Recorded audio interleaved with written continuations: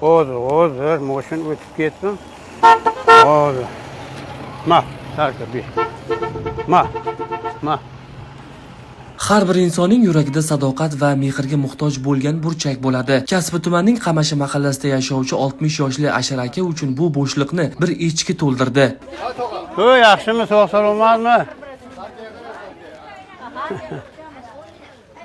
Ma, tarka ma.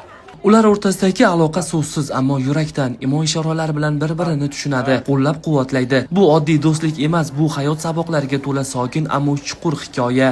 5 yoshga kirdi. 2 yil bo'ldi men buni bozordan olganimda o'rgatdim. O'zim bilan bozorga keladi, mana ko'chaga chiqaraman.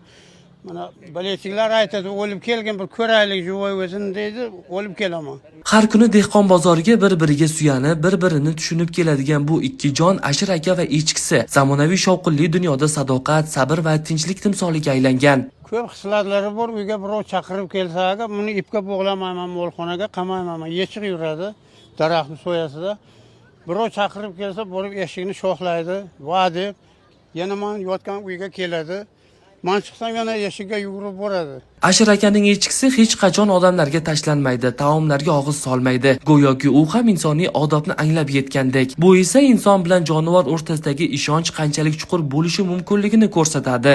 Ular aynan Ashir aka va uning echkisini ko'rish uchun keladi. 5 yildan beri davom etayotgan bu jarayon odamlarning yuragida iliqlik baxsh etmoqda. Kimdir Ashir aka va echkisini ko'rib bolaligidagi mehrni eslaydi, kimdir esa hayotda oddiy baxt nimaligini tushunadi. G'olib Amirov, Jamol Nazarov, Qashqadaryo.